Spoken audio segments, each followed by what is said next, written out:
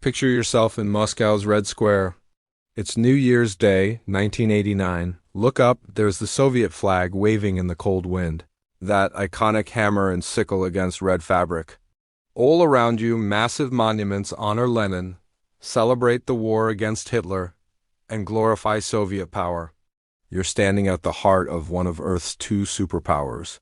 This nation controls 15 different republics.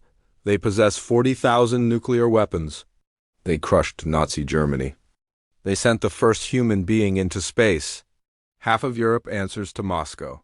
The Soviet Union has been here for 72 years. Their territory covers 8.6 million square miles. Their military is the second strongest on the planet. Now imagine this. You walk up to any Soviet person on that January day in 1989 and tell them something crazy. You tell them that in exactly 731 days on December 26, 1991, their country will simply stop existing. What would they do? They'd probably report you to the secret police. To them, the USSR was forever. The Soviet Union was impossible to destroy. The Communist Party had run this land for 7 full decades. This system wasn't going anywhere. But here's what actually happened. On December 26, 1991, at exactly 7:32 in the evening Moscow time, they lowered the Soviet flag from the Kremlin one final time. The USSR was finished, dissolved, gone.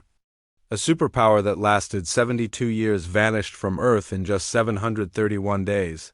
Nobody predicted it. Not America's CIA, not the Pentagon, not even the Soviet bosses themselves. Everyone thought it was impossible right up until the moment it actually happened. Now let me bring you to today. Stand with me in Washington, D.C. See that American flag flying over the Capitol? Think about America's 800 military bases spread across 80 different countries. Consider the $900 billion military budget. Remember the 240 years of American history. If I looked you in the eye right now and said, America, whoa, and be a superpower by 2027, you'd react exactly like that Soviet citizen did in 1989. America can't fail. It's too massive. But wait, the USSR was too massive to fail too. And here is the terrifying part. The exact same forces that destroyed the Soviet Union in 731 days aren't just similar to America's current problems. They're identical, stretched military across the globe. Economic problems hidden behind fake numbers. People losing faith in the system, debt piling up with no way to pay it back. The exact same warning signs, the exact same timeline happening again. And we're not at 1989 right now. We're at 1991, we're in the final stage. The collapse isn't approaching, it's already started. You just haven't noticed yet. Because just like the Soviets in 1990, you think the system is permanent until the second it vanishes. The scariest part about how the Soviet Union fell isn't that it happened. It's how insanely fast everything collapsed once the breaking point hit.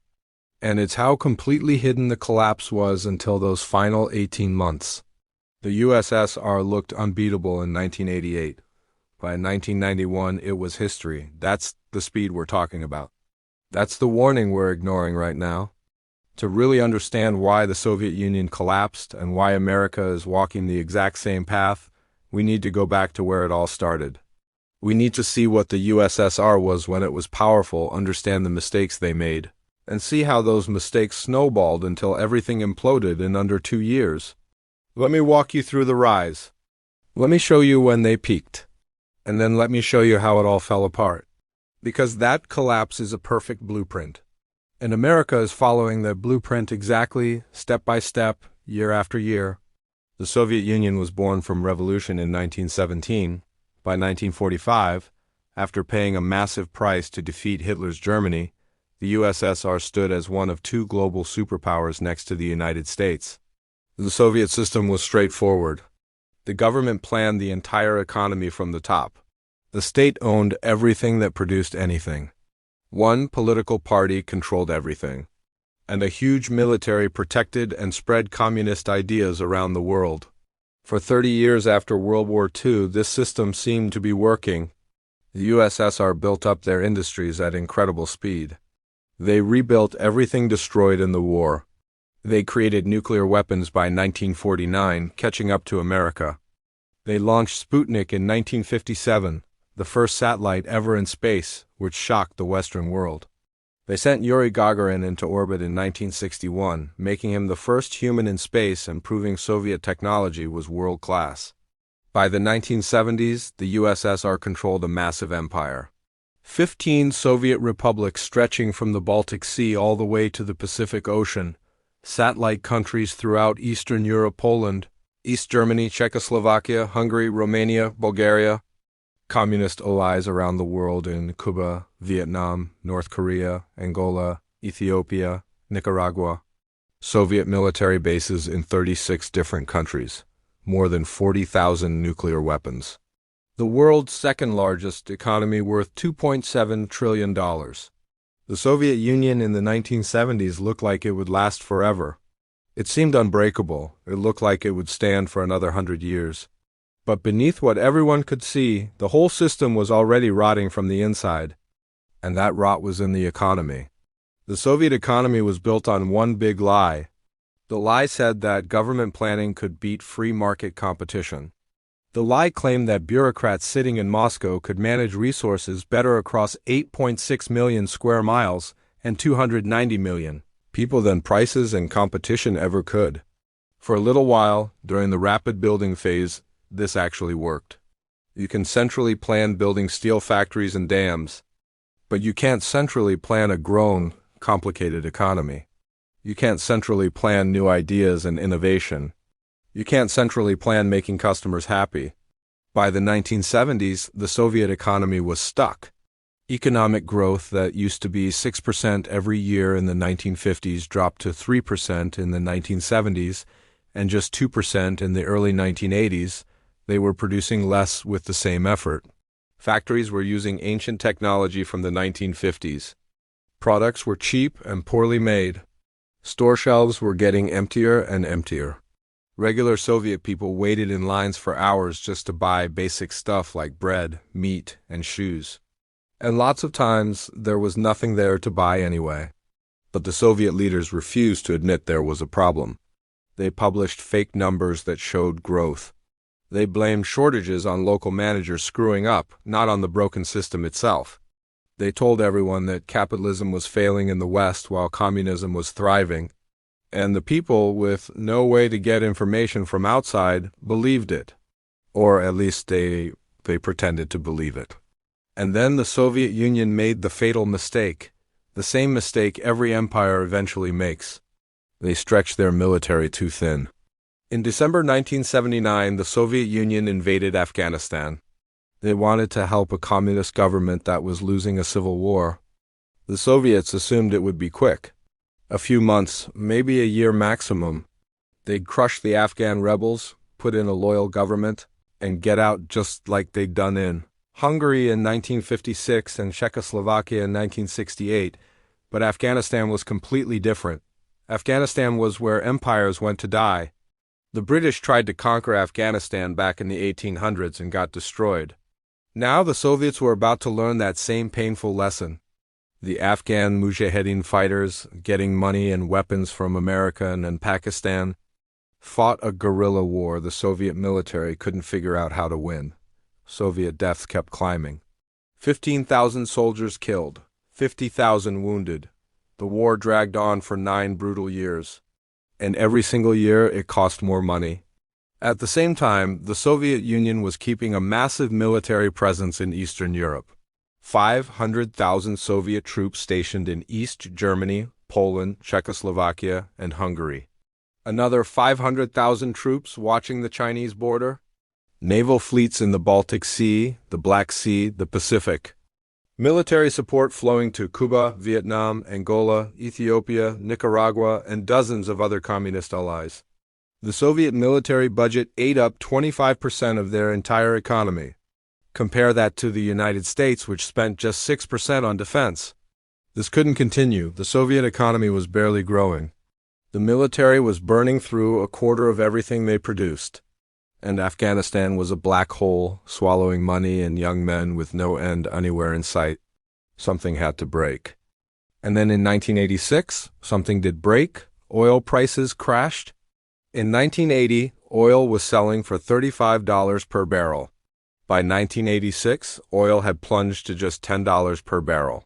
This was a disaster for the Soviet Union because selling oil and gas was their main way to get real foreign money. The USSR needed dollars and German marks to buy grain, to buy technology from abroad, to pay their foreign debts. When oil prices collapsed, the money coming in from Soviet exports fell by half in just 2 years. The Soviet government was now in serious financial trouble. They couldn't cut military spending because the military was what made the Soviet Union powerful.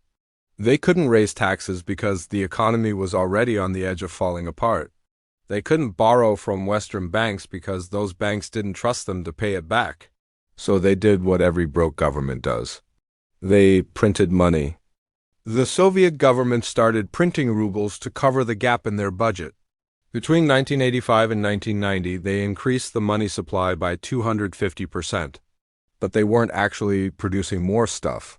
The result was empty shelves and rising prices. By 1989, Soviet stores had nothing on the shelves. People stood in line for 6 hours just to buy bread. They rationed meat. They rationed soap. They even rationed vodka. Soviet people were starting to lose faith in the whole system. They could see the promises of communism were lies. They could see that the West, especially West Germany, had prosperity while they had poverty. And they were starting to ask dangerous questions. Why are we fighting in Afghanistan? Why are we spending 25% of everything on the military while people can't even buy bread? Why does the Communist Party live in mansions while we stand in endless lines? And in 1985, the Soviet leadership made a choice that would accidentally cause everything to collapse. They put Mikhail Gorbachev in charge as General Secretary of the Communist Party. Gorbachev was different from the old Soviet leaders. He was younger. He could see that the Soviet system was failing, and he actually believed it could be fixed from the inside. He rolled out 2 big policies: Glasnost, which means openness, and Perestroika, which means restructuring. Glasnost gave people more freedom to speak their minds, more freedom for the press, more open conversations about Soviet problems. Perestroika tried to bring some free market ideas into the Soviet economy. Gorbachev genuinely thought these changes would save the Soviet Union. Instead, they sped up the collapse. Because once you let people speak freely, they say things you really don't want to hear. Soviet citizens started openly criticizing the government. Soviet newspapers started publishing the truth about corruption, incompetence, and failures. Soviet historians started revealing what really happened with Stalin's purges, the prison camps, the millions murdered by the Communist Party. The system's legitimacy just evaporated. And once people stopped believing in the system, that system can't work anymore. And that's when everything started falling like dominoes. And it fell incredibly fast. November 9th, 1989, the Berlin Wall comes down. This is where the end truly begins. For 28 years, the Berlin Wall had split communist East Germany from capitalist West Germany. It was the physical symbol of the Iron Curtain. The Soviet Union built that wall. The Soviet Union defended that wall. And now the Soviet Union just stood there and watched as East Germans smashed it apart with hammers and crowbars. Why didn't the Soviet Union stop them? Because Gorbachev had made a critical decision. He told the Eastern European leaders that the USSR wouldn't use military force anymore to keep communist governments in power. The Brezhnev Doctrine, which said the USSR would intervene to save communist regimes, was dead. Gorbachev called this the Sinatra Doctrine. Every country could do it their own way. This was a catastrophic mistake, because the only thing keeping communist governments in Eastern Europe in power was the fear of Soviet tanks rolling in. Once that fear disappeared, those governments collapsed like a house of cards in a windstorm. Poland, December 1989. The communist government gets voted out, replaced by the Solidarity Movement. Hungary, May 1990 free elections happen. The communists lose, Czechoslovakia, November 1989, the Velvet Revolution. The communist government quits without a single shot fired. Romania, December 1989 violent revolution. They execute the communist dictator Nicolae Ceausescu on Christmas Day, Bulgaria. November 1989. They force out the communist leadership. In less than 1 year, every single communist government in Eastern Europe collapsed. The Soviet Empire in Europe was finished. The USSR lost half its global power in 12 months. And watching Eastern Europe fall apart had a huge psychological impact inside the Soviet Union itself. Soviet citizens watched on TV as people in Poland, Hungary, and Czechoslovakia celebrated being free. And Soviet people started asking, if they can be free, why can't we? And then the Soviet republics themselves started making moves. Lithuania went first. On March 11, 1990, the Lithuanian parliament declared they were independent from the Soviet Union. This was completely unthinkable. A Soviet republic just leaving on its own. Gorbachev said the independence was illegal. He sent troops to Lithuania. There was a tense standoff. But Gorbachev didn't order a full military crackdown. He hesitated. And that hesitation killed the Soviet Union, because when Lithuania declared independence and the Soviet Union didn't crush them, every other republic saw an opportunity. If Lithuania can do it, we can too. Latvia declared independence in May 1990, Estonia in March 1991, Georgia in April 1991. Ukraine, the second biggest republic, declared independence in August 1991. The Soviet Union was literally breaking apart, and Gorbachev was losing all control. The hardliners in the Communist Party and military were furious. They thought Gorbachev was destroying the USSR. They believed they should use force to keep the empire together. And on August 19, 1991, they tried to save the Soviet Union with a military coup. The August coup was organized by top Communist Party officials, KGB bosses, and military commanders. They put Gorbachev under house arrest at his vacation place in Crimea. They declared a state of emergency. They rolled tanks into Moscow. They announced the reforms were finished and the USSR would go back to the old way, but the coup failed spectacularly. It failed because the Russian Republic, led by Boris Yeltsin, refused to recognize the coup. Yeltsin literally stood on top of a tank outside the Russian parliament and told Soviet soldiers to disobey their orders. And critically, the soldiers listened to Yeltsin, not the coup leaders. Within 3 days, the coup fell apart. They released Gorbachev. They arrested the coup leaders. But the coup had a devastating side effect nobody expected. It proved the Soviet central government was weak. It proved the military was divided against itself. It proved the Communist Party had lost all legitimacy. And it gave the final push to republics that were still thinking about independence. Between August and December 1991, every single Soviet republic declared independence. Russia, Ukraine, Belarus, Kazakhstan, all 15 republics went independent. The Soviet Union didn't control any territory anymore. It was just a legal fiction, a name with no actual substance. On December 25, 1991, Mikhail Gorbachev appeared on Soviet television for a short speech. He announced he was resigning as president of the Soviet Union. He said the USSR no longer existed. At 7:32 p.m. Moscow time, they lowered the red Soviet flag from the Kremlin for the last time. They raised the red, white, and blue Russian flag in its place. The Soviet Union was over. 731 days. From November 9, 1989, when the Berlin Wall fell, to December 26, 1991, when the USSR dissolved. 731 days. That's how fast a superpower that existed for 72 years controlled 8.6 million square miles and had 40,000 nuclear weapons vanished from Earth completely. Nobody predicted this would happen.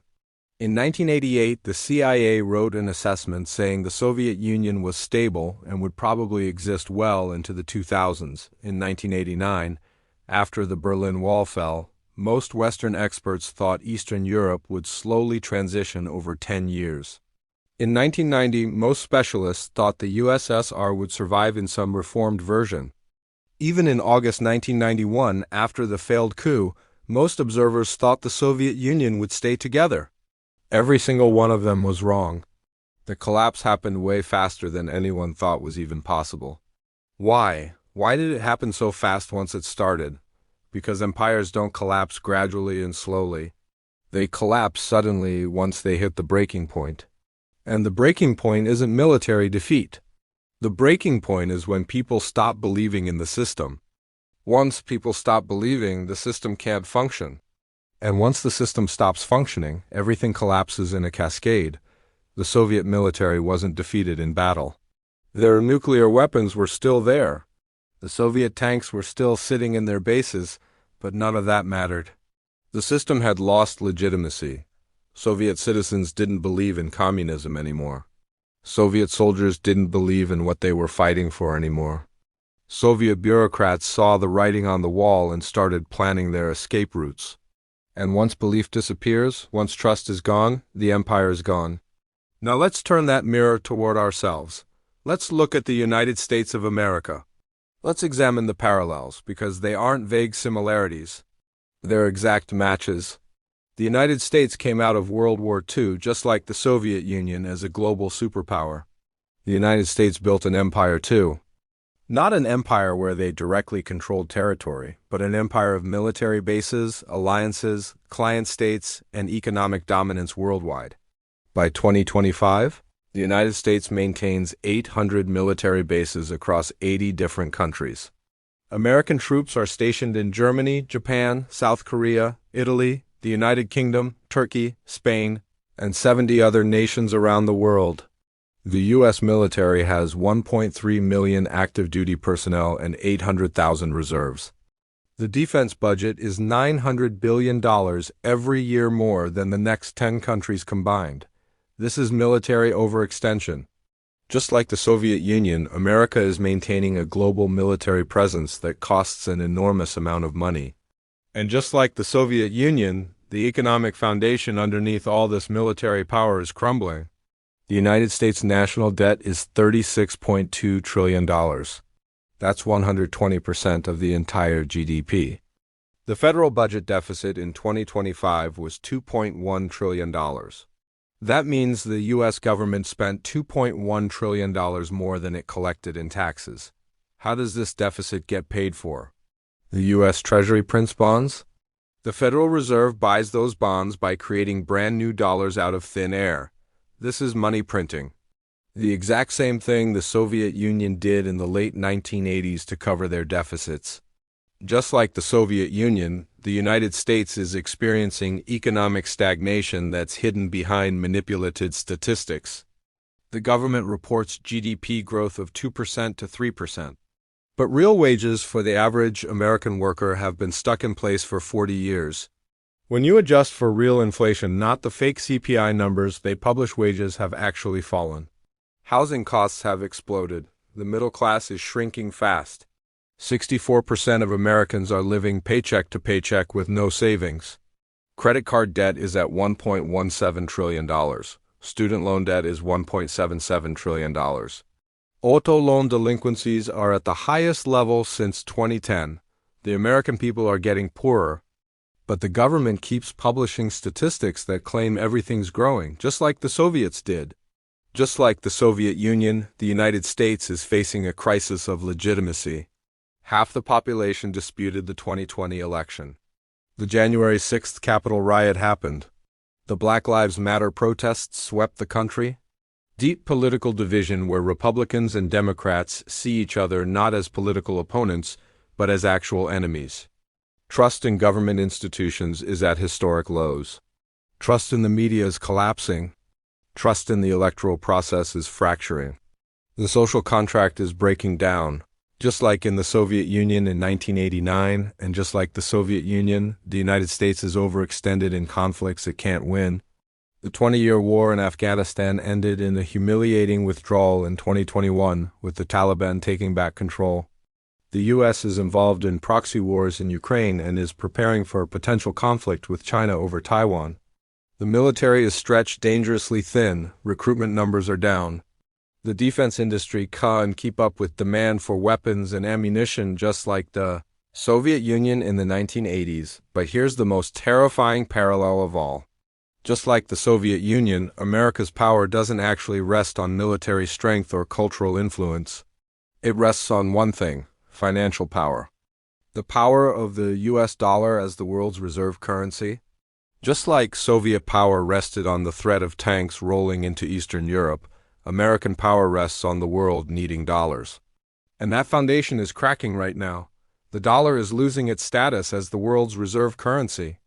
In 2001, the dollar made up 73% of global central bank reserves. By 2025, it's down to just 58%.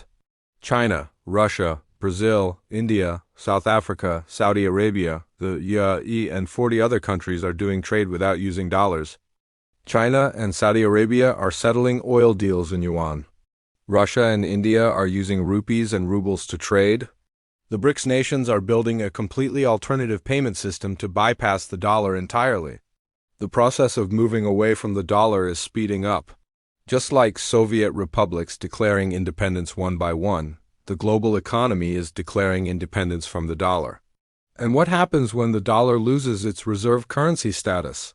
What happened when the Soviet Union lost control of Eastern Europe? Collapse. Fast, sudden, cascading collapse. Because once the foundation disappears, the entire structure falls. Let me show you the timeline. Because the timeline is the most critical thing to understand. It proves we're not at the beginning of this process anymore. We're at the end. The Soviet Union's breaking point was when oil prices crashed in 1986. That was the moment Soviet finances became impossible to sustain. But the USSR held together for another 5 years through momentum, through denial, through printing money. The visible collapse didn't start until November 1989. And then it took just 731 days for the USSR to disappear completely. America's breaking point was the 2008 financial crisis. That was the moment the debt-based economic model broke down. The government bailed out the banks, printed trillions of dollars, and covered over the cracks with money. But they never fixed the underlying problems. The debt just kept growing for 12 years. The system held together through money printing, through zero interest rates, through pretending everything was fine. Then 2020 hit. COVID wasn't what caused America's problems. COVID was gasoline on the fire. The U.S. government printed $5 trillion in a single year. The Federal Reserve bought trillions in government bonds. The money supply expanded faster than any point in American history. And just like the Soviet Union in the late 1980s, printing all this money didn't create real growth. It created inflation and divided society even more. 2020 was America's 1986, the breaking point where the system became mathematically unsustainable. But just like the USSR, the visible collapse is delayed. Right now in 2026, we're at 1989, we're 6 years past the breaking point. The dollar is losing its reserve status. Allies are questioning American reliability. Social unity is fracturing. The federal government is running $2 trillion deficits with absolutely no plan to stop. The debt is mathematically impossible to pay back. But most Americans still think the system is permanent, just like Soviet citizens thought in 1989. If we follow the Soviet timeline exactly, 2027 to 2028 is when the cascade starts. That's when America's equivalent of the Berlin Wall falling will happen. What will that triggering event be? A failed treasury auction where the U.S. government can't sell its bonds? A major ally like Saudi Arabia formally dumping the dollar? A financial crisis worse than 2008 that the Fed can't print its way out of this time? We don't know what the specific trigger will be, but the timeline suggests it's coming very soon. And once that trigger happens, the collapse will be fast.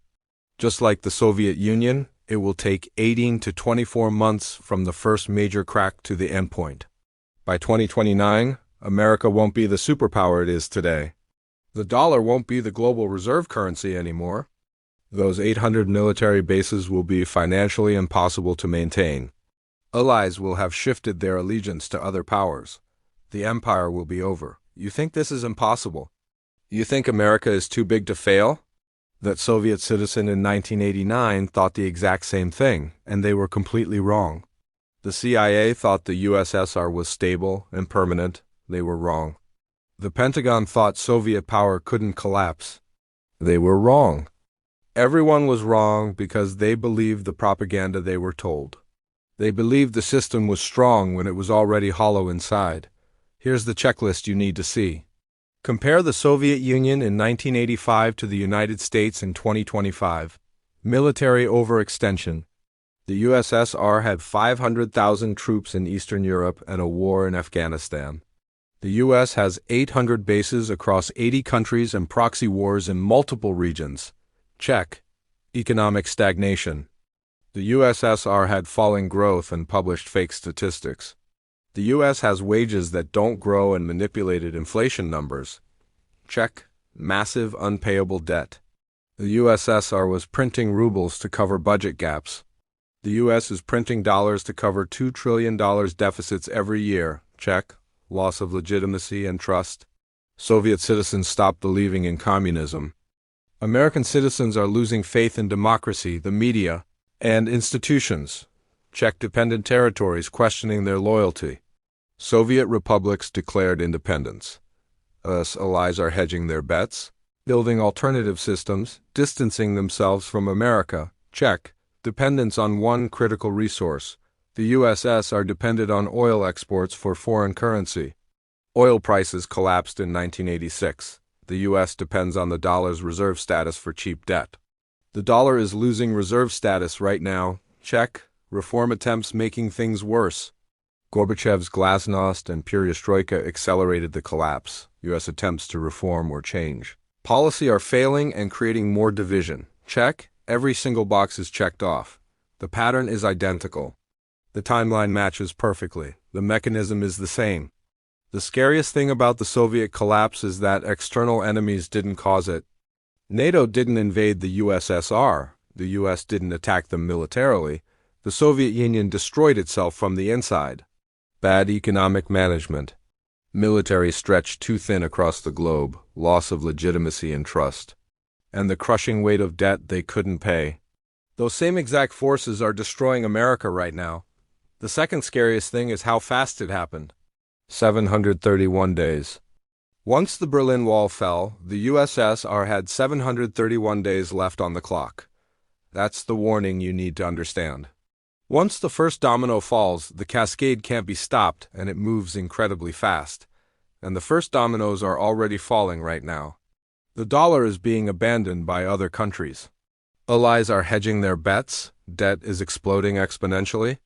Legitimacy is collapsing. The system is breaking down. You just don't see it yet because you're standing too close to it. You're inside the system while it's happening. You can't see the collapse while you're living through it. The Soviet citizens couldn't see it either while it was happening. Not until it was completely over and done. So what should you do? You can't stop an empire from collapsing. No single person can. But you can prepare yourself. You can learn from the people who survived the Soviet collapse and came out okay. The people who survived were the ones who didn't trust the system completely. They kept their wealth outside the ruble. They held dollars, German marks, gold, anything but rubles. They had skills that would be valuable in any economic system. They had strong connections and relationships. They prepared mentally and financially. The people who got destroyed were the ones who trusted the system until the very end. Soviet citizens who kept all their life savings in rubles lost absolutely everything when the ruble became worthless overnight. Soviet military officers who dedicated their entire lives to the system suddenly found themselves unemployed with no pensions. Soviet bureaucrats who truly believed in communist ideology woke up one day in a world where their ideology was dead and worthless.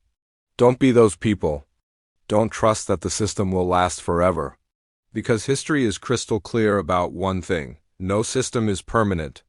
Every empire in history has fallen eventually. The only question is when it will happen. And based on the Soviet timeline, based on the mathematical impossibility of American debt levels, based on the accelerating loss of dollar reserve status, the when is very, very soon. 2027 to 2029? That's the window we're looking at. That's the danger zone.